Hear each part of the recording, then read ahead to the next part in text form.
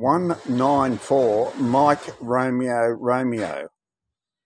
Now, what does that mean?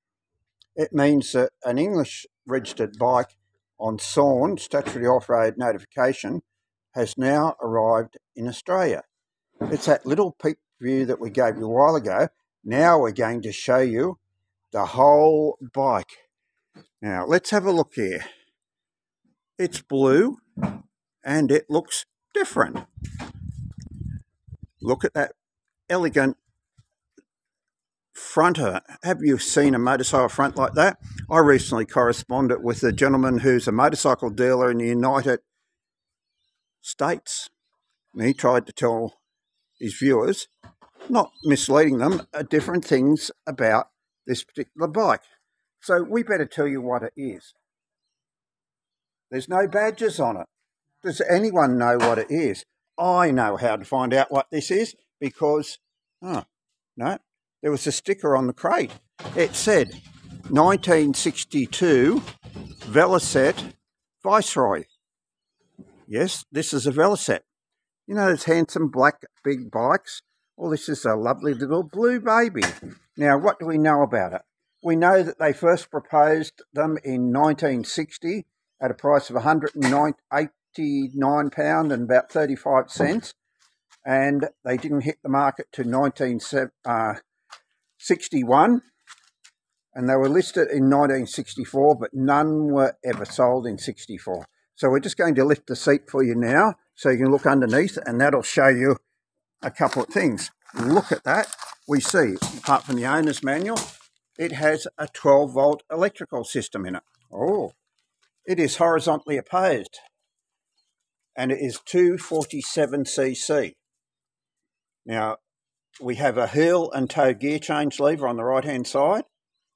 We have a brake lever for the front brake, and they're 12-inch wheels, and they're shot with lovely Avon tyres. How many of these were ever made? Well, most people will tell you 700. I would prefer to say, without being pedantic, 682, because that's how many motors. Now, even that may not be correct because they may have used motors in development. But there was 1,194 of these motors made. So what happened to the rest of them? They didn't go into the Viceroy scooter. They went into DMWs to replace the Villiers motor in them. And they were used by the police force. So let's do away straight away with that myth that these were built for the police force. No, the LEs were built for the police. These weren't, but the motors out these were so good that they went into the German DMWs to be used for police work. And then the remainder of the motors were used in an interesting high school project in the United Kingdom where students made hovercrafts out of them. They simply attached a propeller to the front of the motor. So it's a two-stroke motor, electric start. This is the electric start lever right here, not up on the dash. That's the electric start lever.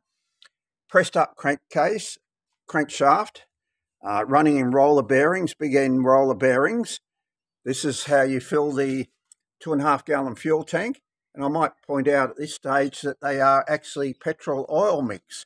Now, the recommender is 20:1. But probably with modern two-stroke oils, you could run them safely at 16:1. It does have a windscreen, which we'll put onto it when we start it and show you in later episodes. So why was it not a success? The reason it wasn't a success, it was over-engineered. It was made to compete with the likes of Vespa and Lambretta, those type of bikes, Peugeot, those type of bikes, but being the Goodman family, it was over-engineered. It was a motorcycle put into the guise of a scooter. 12-inch wheels, so not the little 8-inch wheels on other scooters. Fairly well protected there, but it hit the market at the wrong time. In 1961, they were listed for £201 and so many pennies.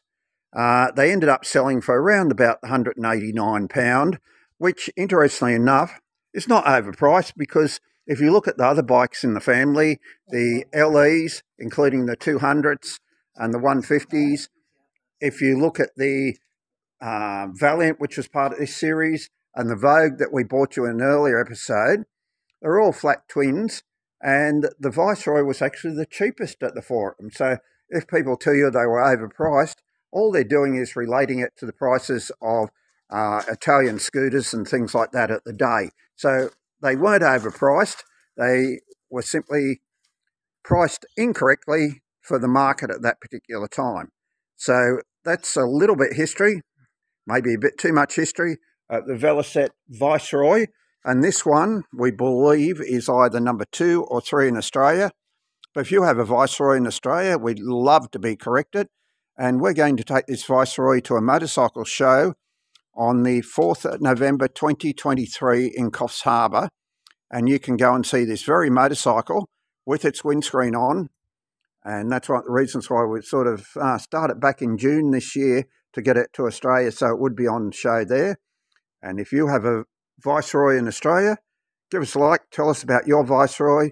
And this one will certainly be registered through the Velocette Owners Club, and it will be ridden on historic registration, and we'll bring you some clips of actually going. So give us a like, subscribe to the Occassional Motorcycle channel and series, and tell us about any episodes you've had with a Velocette Viceroy.